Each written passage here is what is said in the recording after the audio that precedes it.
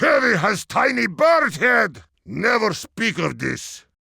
Hello everybody and welcome to a new video today. I've got some background footage of a Counter-Strike Global Offensive competitive match that I played with a mate after getting this is the first game as an unranked player. I've been playing mainly Face-It games and not really any proper matchmaking, so to speak, at least official CSGO matchmaking for quite a while now, which led to me losing my rank.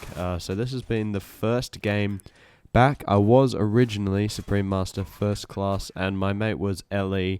And after this game, we ended up getting placed. I got placed LE, and he got placed Master Guardian 1, which really shows the proper extent of what I'm going to be talking about today. So these clips in the background are mainly just highlights of the first game back, but they're nothing really too special. But they're pretty good. It was I think I ended up going about 35-6, so it was a pretty good game, and it was a lot of fun just to chill out and matchmaking, considering I barely play it anymore.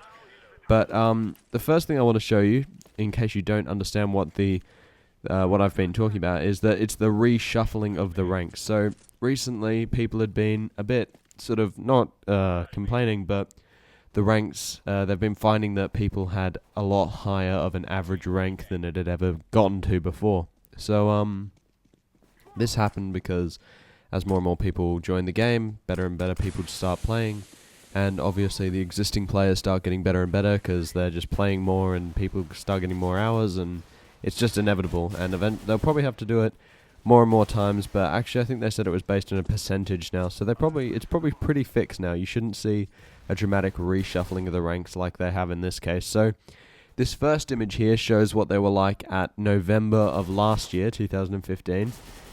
And you can see that it's pretty distributed heavily towards the top side, and there's very, very little people in the silver range, especially silver 1. There's barely any people in it.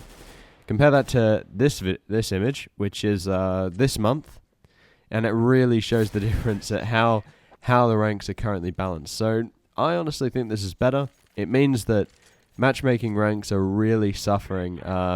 If you used to be, say, LE, you're probably now somewhere between MG and MG2. And I've seen tons of globals go down to LE, DMG rank as well. And it's quite an interesting thing that happens, because you get this whole reshuffling that really all it does is reposition people to how the game started out. And I think a lot of people are kind of complaining, but it actually, with 6% or 5.5% of people in global before the reshuffle, I mean, that is a lot of people in global. And you got a mixture of people from varying qualities at that rank before. And I was never in it, but I often played with globals at that time, and there was definitely a lot of varying skill of the players in that division. So it's nice to see maybe a more even playing field, even though it probably means that you've gone down a rank, which is, I guess, unfortunate in a certain way.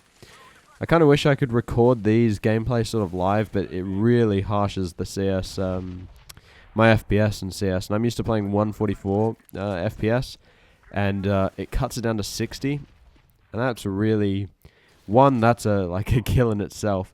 But there's something about having 300 FPS that looks different to, if you have a 60 Hz monitor and you're playing at 300 FPS, it looks different than if you're capping it at 60 FPS. And I don't know why that is. It just looks more smooth.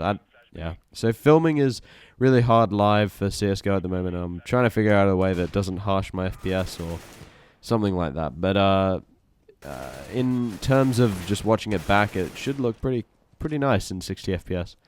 So that is mainly what I want to talk about. I guess I'll talk about a couple of other things, that being that Overwatch is finally back, which is kind of nice. I've been wanting to play this game for so long now, and it's getting to the point where I think it's the it's the 5th wave now, and it's coming back on February the 9th. I'm really looking forward to it. There's a couple of games actually that I'm really interested in getting that are coming out all relatively soon. Firewatch is one of them. It's also coming out on the 9th, and it's a single-player exploration game. It's sort of a low. It's like it's an aesthetically sort of different game. It's not well, it's like The Vanishing of Ethan Carter, where it's all based on hyperrealism and whatever. It's it's an interesting looking game, to say the least, and that's probably one of the other games that I'm more interested in at the moment. I also got an invite into the Paladins beta. I sort of signed up for it at the time when I was like, oh yeah, I really want to play Overwatch. What's Paladins beta? And I thought, hey, that's probably going to be alright, eh? And I don't know, it looks alright, but it's definitely not an Overwatch clone, as a lot of people have been calling Overwatch. And I saw this terrible video, and it's like, I can't remember who made it. I think it might have been a PC Gamer video, and they were talking about how will Overwatch ever be able to get out of TF2's shadow? And it's like, I think it's already done that. And as much as I love TF2, it's like, I think it's well beyond that point already. The game's not even out of beta. Not like TF2 can really be called out of beta either. But yeah, that's gonna wrap it up for this video. I mean, there's not much else I can say. So if you want to see full gameplays, I've just got these little highlights here. But if you do want to see some full gameplays of Counter-Strike competitive matches, let me know in the comments. But that's all I really wanted to talk about in this video. So thank you all for watching. Remember to subscribe, and I'll see you all next time. Bye.